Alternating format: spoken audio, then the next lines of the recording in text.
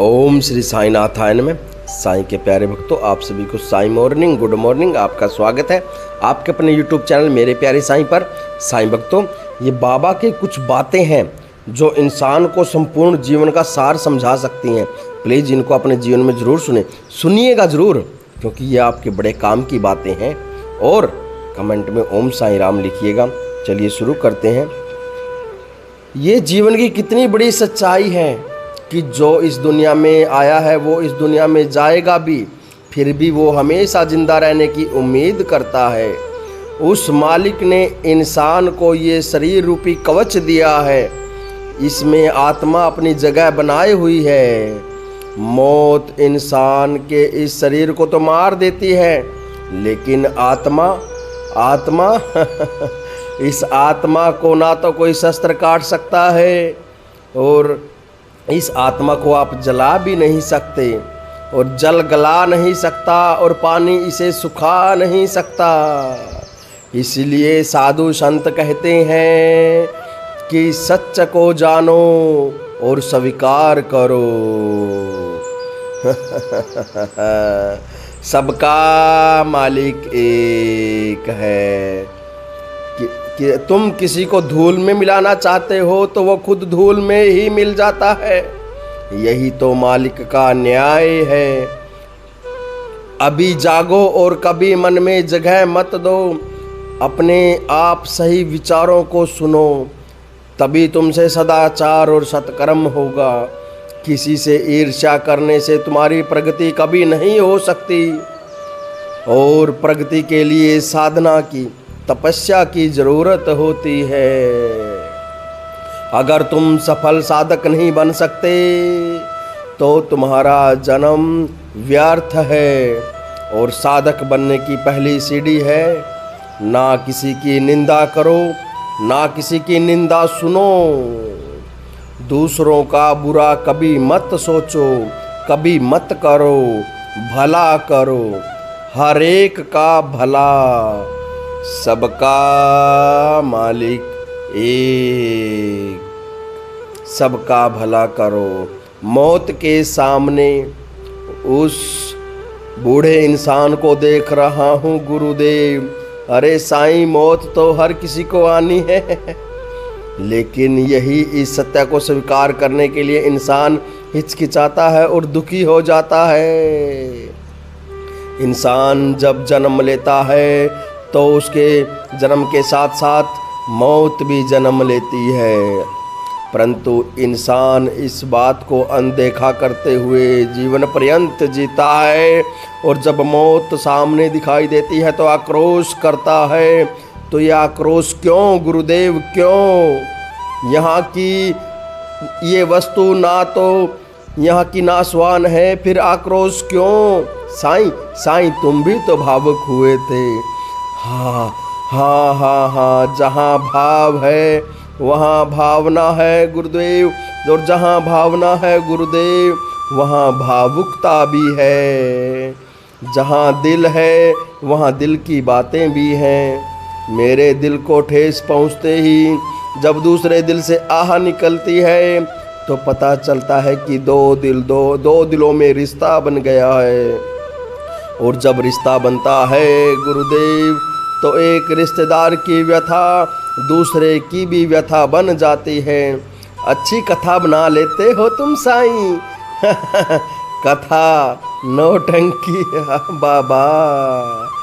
यहाँ खड़े खड़े तुमने रिश्तेदार की व्यथा कैसे सुन ली साईं? तुम तो कहते थे साईं कि तुम्हारा कोई नहीं है, जो कोई भी मेरी तरफ देखता है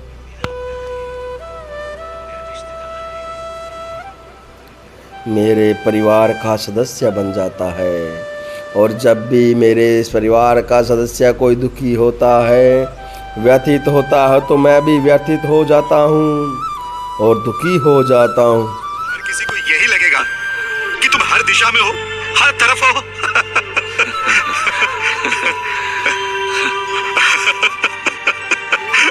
और तुम ये नाटक भी खूब करते हो साईं। नाटक तो वो करता है ऊपर वाला। हम सब तो उसके नाटक के पात्र हैं। वो हमें वस्त्र पहनाकर ऊपर से नीचे धरती पर भेज देता है। कभी किसी को वस्त्र पसंद नहीं आते तो उन वस्त्रों का त्याग करके मालिक के पास दोबारा चला जाता है। तो हम कहते हैं कि बेचारे की अकाल मृत्यु हो गई है। बाकी सब मालिक के दिए हुए वस्त्रों का इस्तेमाल करते हुए मालिक के नाटक में अपनी भूमिकाएं निभाते रहते हैं, और जब भूमिका समाप्त हो जाती है तो चले जाते हैं। इंसान कम उम्र हो या लंबी उम्र वाला हो, जब भी इंसान मर जाता है तो उसके रिश्तेदार शोकाकुल होते हैं। रिश्तों का बंधन हर किसी को रुलाता है, हर किसी को भावुक करता है, व्याकुल करता है। गुरुदेव, बहुत ही कम लोग ज्ञानी होते हैं जो जानते हैं कि मृत्यु जन्म जन्मांतर के चक्कर में से एक चक्कर लांघने की सीढ़ी है। तो साईं सबका मालिक एक। भाग्यशाली हैं वो लोग के बारे में सोचते हैं। मालिक ने जो जिंदगी हमें दी है वो ऐसे ही मिटाने के लिए नहीं दी है, बल्कि वो हमसे इस जीवन में कोई विशेष कार्य करवाना चाहता है। आत्महत्या का विचार तब आता है जब हमारा मन कमजोर हो जाता है। और जब मन कमजोर होता है, जब उसे हम ईश्वर की भक्ति में नहीं लगाते, तब मन कमजोर हो जाता है। ईश्वर की भक्ति में वो शक्ति है जो मन को कभी विचलित नहीं होने देती। हमारी जिंदगी का कार्यकाल उसी ने निश्चित किया है, तो इंसान क्यों अपने जिंदगी का कार्यकाल समाप्त होने से पहले ही समाप्त करना चाहता है? ये तो मालिक के लिए भी एक सीधी चुनौती हुई ना। है ना?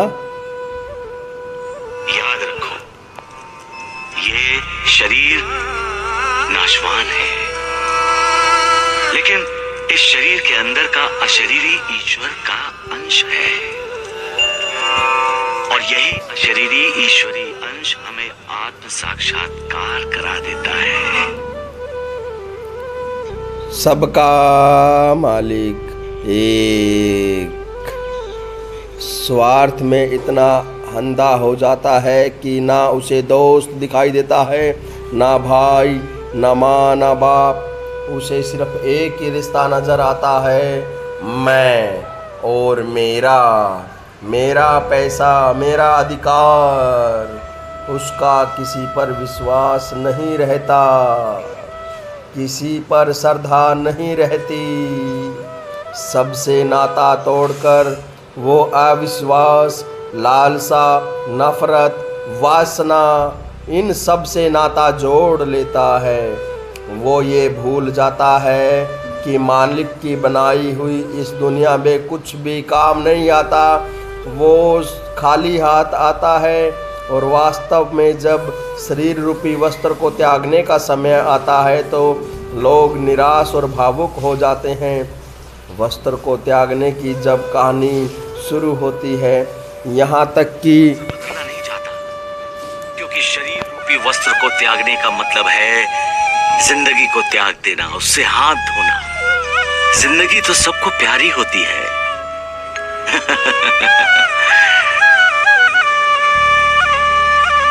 मौत के उच्चारण से ही इंसान दूर भागता है। सिर्फ ज्ञानी तपस्वी ही जब शरीर रूपी वस्त्र को त्याग करने का समय आता है तो उस समय उसका स्वागत करते हैं, क्योंकि वो जानते हैं कि शरीर रूपी वस्त्र को बदलने का अर्थ है मोक्ष मुक्ति की तरफ जाने वाले रास्ते के कई दरवाजे में से एक दरवाजे का खुल जाना।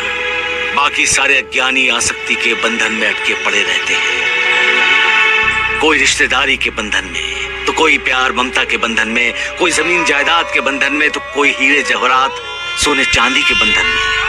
सारे के सारे ज्ञानी मोह माया में अटके पड़े रहते हैं।